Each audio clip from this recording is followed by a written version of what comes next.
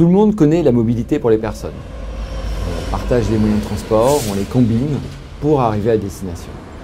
Eh bien, imaginons un monde où les marchandises partageraient les entrepôts, les moyens de transport, de la production jusqu'à la livraison finale. C'est le projet de l'Internet physique.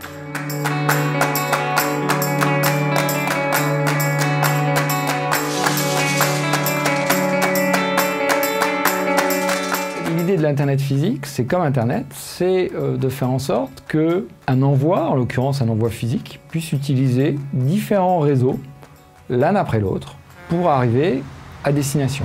Aujourd'hui, on connaît en logistique des réseaux, le réseau de la poste, le réseau des transporteurs, le conteneur maritime, et tout ça, c'est des réseaux qui ne fonctionnent pas très bien ensemble. Pour que ces réseaux puissent travailler ensemble, il faut, à notre sens, plusieurs ingrédients. Le premier, c'est une petite boîte, un conteneur modulaire, pour reconstituer un espace privé dans un réseau ouvert, donc protéger les marchandises, mais aussi pour favoriser la manutention. Songez que le conteneur maritime a divisé par 10 les coûts de manutention sur les ports. Donc on veut faire la même chose dans la logistique terrestre.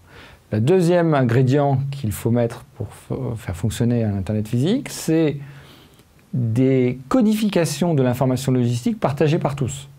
De telle sorte que quand on désigne un lieu, quand on désigne une réception, tous ceux qui y ont accès, mais potentiellement tout le monde, puissent lire et comprendre cette information.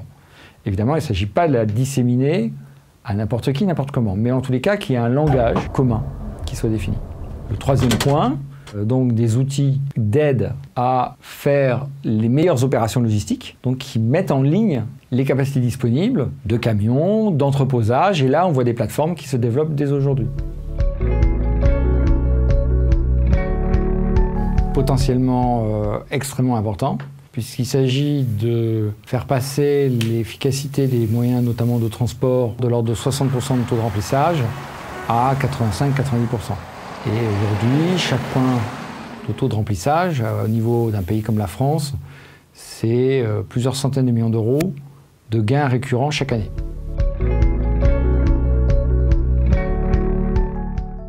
Alors, le projet de mine ParisTech se renforce depuis fin 2016, puisque une chaire industrielle a été créée. Alors, le projet, il est international dès le départ, parce que la logistique est déjà internationale.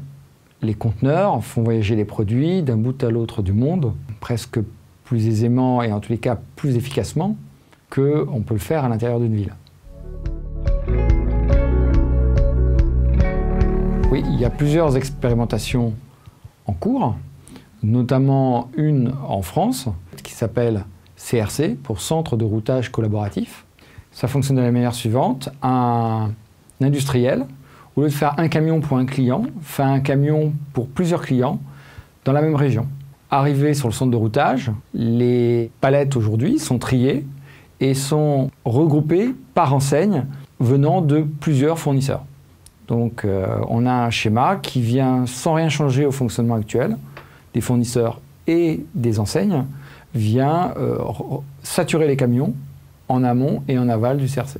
Et ça a permis, sur des camions qui avant étaient pleins à 60-65%, de faire monter ce taux de remplissage en moyenne à 87% dans la première année de fonctionnement. Donc on peut imaginer qu'à l'avenir, ce soit encore supérieur, voire même, donc on puisse faire du transfert vers des trains qui, du point de vue environnemental, sont beaucoup plus efficaces que les poids lourds. Au niveau européen, il y a une plateforme technologique européenne, Alice, qui fédère aujourd'hui une centaine d'industriels pour mettre en place la feuille de route de l'Internet physique. Sur l'horizon, on peut penser que d'ici une dizaine d'années, on en verra les premiers résultats concrets et significatifs. Le premier, c'est que ce n'est pas comme ça que se sont développés les réseaux jusqu'à présent. Chacun a fait ses propres outils, ses propres modes de fonctionnement. Donc c'est un peu comme avec sa voiture particulière, passer d'une voiture particulière à un mode de mobilité partagé, ça ne vient pas directement à l'esprit. Donc il y a un changement de mentalité à passer. Les barrières viennent aussi du fait qu'il faut des outils communs et les définir va prendre du temps. Il faut définir des boîtes de manutention qui vont devoir passer d'un réseau à un autre. c'est en cours, mais c'est pas simple. Il faut des outils de codification des lieux et des envois, standardisés au niveau mondial, c'est en cours, ce n'est pas simple. Et enfin, il nous faudra des outils qui fassent la mise en relation, pour faire en sorte qu'on passe d'un prestataire à un autre, plutôt que de faire tout avec une seule solution.